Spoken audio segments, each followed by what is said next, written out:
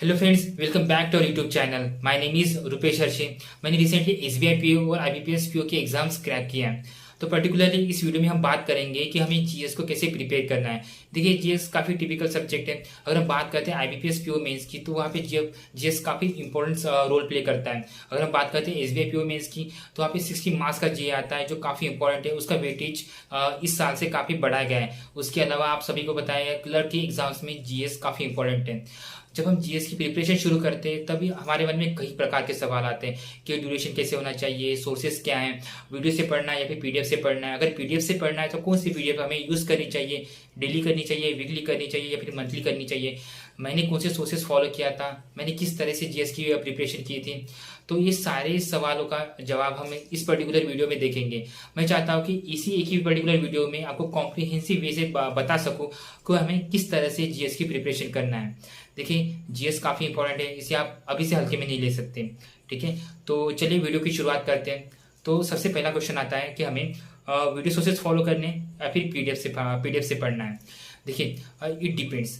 ये डिपेंड करता है कि आप किस प्रकार के स्टूडेंट हो। अगर आप नए स्टूडेंट्स हो तो आपको नहीं पता है कि रेपो रेट क्या होता है, वेरियस बैंकिंग की टर्मिनोलॉजीज क्या है, आपको जीएस पढ़ने में डिफिकल्टी होती है, तो मैं डेफिनेटली चाहूँगा कि आप किसी वीडियो सोर्सेज को फॉलो करें।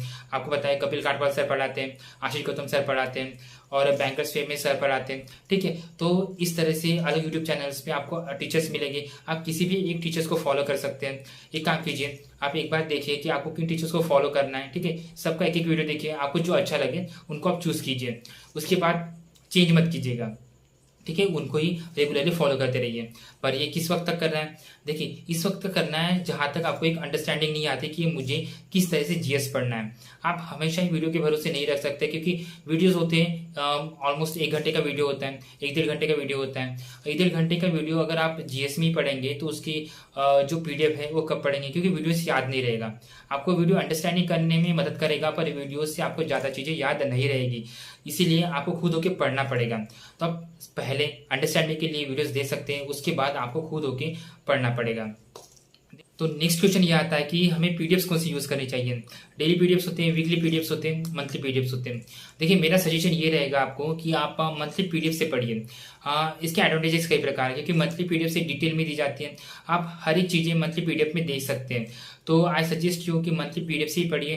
अगर बात करते हैं सोर्सेज क्या होंगे, तो कई प्रकार के सोर्सेज होते हैं, जैसे ओली बोर्ड का है, ओली बोर्ड की बोल्ट है। ठीक है, इसके अलावा अफेयर्स क्लाउड की है, अड्डा की भी है।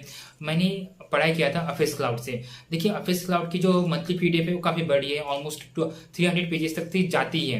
पर अगर आप अच्छे से पढ़ते हैं उसको, मतलब अगर आप फोकस से पढ़ते हैं ना, तो आपको वो कवर हो जाएगा। ठीक है, तो ये सब बातें थी पीडीएफ के रिगार्डिंग। दूसरा बात आता है टाइम ड्यूरेशन, कि कितना टाइम हमें पढ़ना चाहिए। देखिए, आई वुड सजेस्ट कि आप 2 घंटे तक पढ़िए। अगर आप वीडियो सोर्सेज फॉलो करते हैं तो आप 1 घंटा वीडियो सोर्सेज फॉलो कर सकते हैं और 1 घंटा आप पीडीएफ से पढ़ सकते हैं। अगर आप सिर्फ पीडीएफ से पढ़ना चाहते हैं तो आप आसानी से 1 घंटे में पीडीएफ से पढ़ सकते हैं। उसके बाद आप करंट अफेयर्स की क्विज सॉल्व कर सकते हैं। अड्डा पे क्विज है, ठीक है, प्रैक्टिस मॉक पे है, और अदर वेरियस जो एप्लीकेशंस हैं, आपको कई एप्लीकेशंस में डेली के क्विजेस मिल जाएंगे। आप वहाँ जाके भी ये क्विजेस सॉल्व कर सकते हैं। ठीक है, आपको क्या करना है, आपको वीडियो सोर्सेज फॉलो करना है या फिर पीडीएफ फॉलो करना है। उन्हें फॉलो करने के बाद आपको डेली क्विजेस सॉल्व करने हैं। ठीक है, ये आपका आसानी से 2 घंटे में डिटेल में हो जाएगा। ठीक है, आपको अभी प्रीलिम्स के 1 महीने पहले तक या फिर 15 दिनों पहले तक ये सब चीज़ें करना है। देखिए, ये काफ़ी इंपॉर्टेंट है, आपको जीएस करना ही है। अगर जीएस को आप इग्नोर करते हैं तो काफ़ी प्रॉब्लम्स होगी आगे। ठीक है, बाद में बात करते हैं नोट्स बनाना है कि नहीं बनाना। देखिए, नोट्स इंपॉर्टेंट है। मतलब मैं ऐसे नहीं कह रहा हूँ कि आपको नोट्स बनाना ही है करके, पर आपको एक स्मार्ट वे पर करना पड़ेगा कि आपको नोट्स किन चीज़ों को बनाना है। जैसे कि स्पोर्ट्स हो, ऑबिचुअरी हो, थोड़ा थोड़ा नोट्स बना सकते हैं। या फिर जैसे कि एक होता है एग्रीमेंट्स, कि आप कौन सी एग्रीमेंट्स, मतलब कौन सी ऑर्गेनाइजेशन किसके साथ एग्रीमेंट साइन कर रही है। या फिर फंड होते हैं, कौन सा ऑर्गेनाइजेशन किस स्टेट को फंड दे रहा है, किस काम के लिए दे रहा है, उसके आप नोट्स बना सकते हैं 1-2 पेजेस में। तो इससे क्या होगा ना, आपको आखिरी में रिविजन करने को काफ़ी मदद होगा। ठीक है, तो मैं ऐसे नहीं कह रहा हूँ आपको कि आप 300 पेजेस की पीडीएफ है तो 300 पेजेस की आपको नोट्स बनाने, no I am not saying that. मैं आपको बोल रहा हूँ कि आपको ऐसे कुछ शॉर्ट शॉर्ट नोट्स बनाने हैं, ठीक है। आपको समझ में आया? देखिए क्या होगा, मैं एक शॉर्ट्स यहाँ पे डालूंगा कि आपको अगर ऑबिचुरीज होती है, नेशनल न्यूज़ होती है या फिर कुछ अलग प्रकार के न्यूज़ होते हैं, उनको इंडिविजुअली कैसे उनको नोट्स बनाना है, इसके मैं शॉर्ट्स इस यूट्यूब चैनल पे डालूंगा, ठीक है। दूसरा बात होता है रूटीन, किस तरह से हमारा रूटीन होना चाहिए। देखिए जैसे मैंने बोला आपको कि आपको 2 घंटे डेली पढ़ना है, उस 2 घंटे के बाद आप चाहे तो वीकली में आपको इनको रिवाइज करना पड़ेगा, because revision is the key here. अगर आप रिवाइज नहीं करते तो आपको कुछ याद नहीं रहेगा, बिलीव मी, आपको रिवीजन यहाँ पे करना पड़ेगा। देन नया सवाल आता है कि कितना सोर्सेस हमें फॉलो करने चाहिए या फिर हमें कितनी मंथ की करंट अफेयर्स करना चाहिए। देखिए मैंने IBPS PO, SBI PO, SBI clerk और FCI ऐसे मेंस एग्जामिनेशन दिए हैं, तो मैंने जो नोटिस किया है पर्टिकुलरली SBI के एग्जाम में उन्होंने 6-7 महीने के पहले से क्वेश्चन पूछे हैं, IBPS PO में 3-4 महीने के क्वेश्चन पूछे हैं। तो आई वुड सजेस्ट आपको कि आप 6 महीने का current affairs particularly affairs cloud के PDF से ग्रैब नहीं कर पाओगे दैट प्रैक्टिकली। तो आपको 4 महीने को तो आपको अच्छे से करके जाना है, ठीक है। और बाकी के 2 महीने आपको ऊपर से करके जाना है, ठीक है। अगर आपकी एग्जामिनेशन दिसंबर में, दिसंबर के 4 महीने पहले आपको अच्छे से प्रिपेयर करना है, उसके 2 महीने पहले आप चाहे तो ऊपर से कर सकते हैं, पर 4 महीने आपको अच्छे से प्रिपेयर करना है, ठीक है। देन बात करते हैं रिवीजन की, जैसे मैंने डिस्कस किया आपको वीकली इसको रिवाइज करना ही पड़ेगा। नेक्स्ट क्वेश्चन है सोर्सेज क्या होनी चाहिए। देखिए एक मैंने वीडियो का सोर्सेज आपको बताया, यूट्यूब पे आप जाके देख सकते हैं। एक PDF का सोर्सेज सबसे बेस्ट सोर्स मुझे लगा वो है अफेयर्स क्लाउड का। अफेयर्स क्लाउड में आप वीकली आते हैं, डेली आते हैं, मंथली आते हैं। मैं जैसे कहा आप मंथली पढ़ सकते हैं। हम डिस्कस करेंगे कि आपको मंथली कैसे पढ़ना है, अगर आप वीकली चाहें तो कैसे पढ़ सकते हैं, हम ये सारी बातें डिस्कस करेंगे।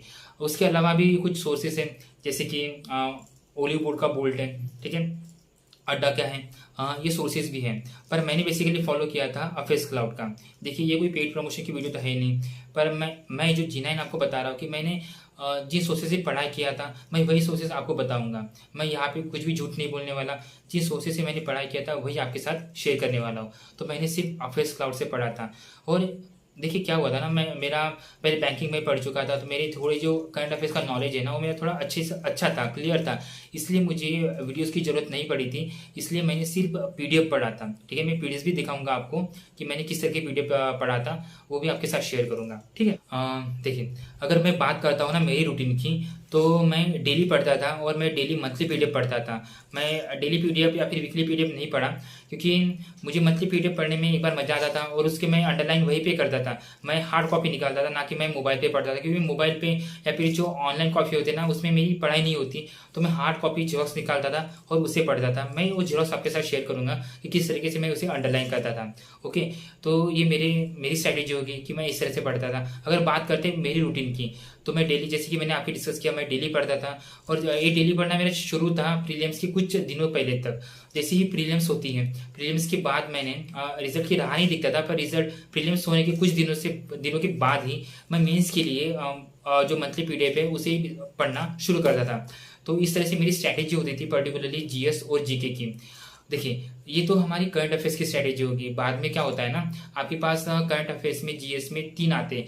बैंकिंग अवेयरनेस आता है, ठीक है, करंट अफेयर्स आता है, और एक आता है स्टैटिक GK, ठीक है, जिसे हम स्टैटिक बोलते हैं। तो अगर हम बात करते हैं बैंकिंग अवेयरनेस की, बैंकिंग अवेयरनेस से काफ़ी कम क्वेश्चंस आते हैं। पर ऐसा नहीं कि बैंकिंग अवेयरनेस इजी नहीं, मतलब बैंकिंग अवेयरनेस आपको छोड़ना है, बिल्कुल नहीं। क्योंकि देखिए बैंकिंग अवेयरनेस आपको थोड़ा थोड़ा पढ़ना पड़ेगा, क्योंकि बैंकिंग अवेयरनेस से ही आपको इंटरव्यू में मदद मिलेगी। और आपकी जो डे टू डे जो डेली न्यूज़ होती है ना इकोनॉमी से रिलेटेड, वो आपको अगर बैंकिंग अवेयरनेस अच्छा होता है तो ही आपको समझ में आएगा, ठीक है। तो आप बैंकिंग अवेयरनेस कहाँ से कर सकते हैं? देखिए मैं आपको सजेस्ट करूंगा कि कोई भी ऑनलाइन PDFs होती है, आप ओलिव बोर्ड को देखिए, गाली गाइड लेके देखिए, या फिर किसी अदर सोर्सेज से देखिए।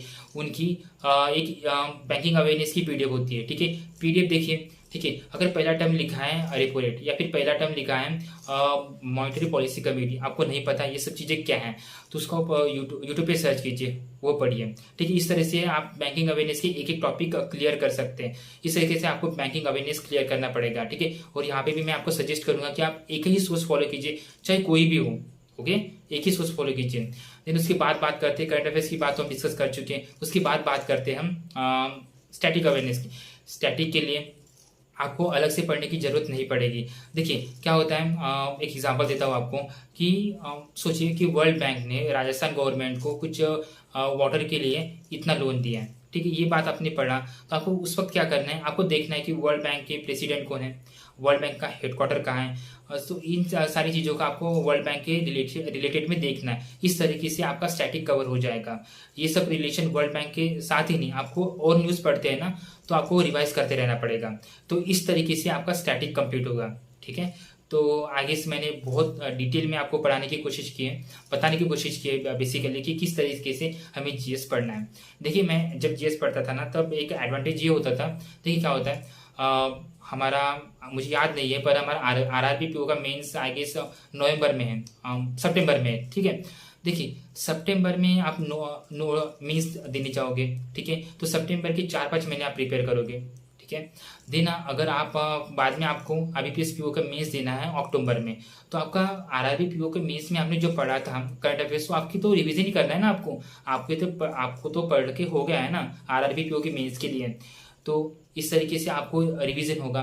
जब आप एसबीआई पीओ के मीन्स देने जाओगे जनवरी में, तब आपके आईबीपीएस पीओ के मीन्स में जो आपने पढ़ा था दिसंबर, नवंबर, अक्टूबर, इन सब चीज़ों का आपको बस रिवाइज करते रहना पड़ेगा।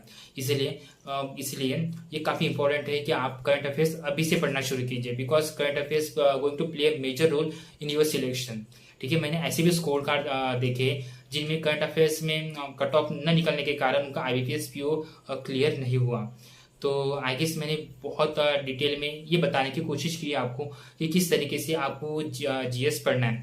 अगर कोई क्वेश्चंस रहते हैं तो आप अपने कमेंट सेक्शन में रख सकते हैं। मैं डेफिनेटली शॉर्ट की वीडियो के तरीके से या फिर लॉन्ग वीडियो तरीके से मैं आपको आपके डाउट क्लियर करने की कोशिश जरूर करूँगा। तो आई गेस यही तक था, और ऐसे वीडियोज़ के लिए आप मेरे चैनल को सब्सक्राइब कर सकते हैं। So thank you very much.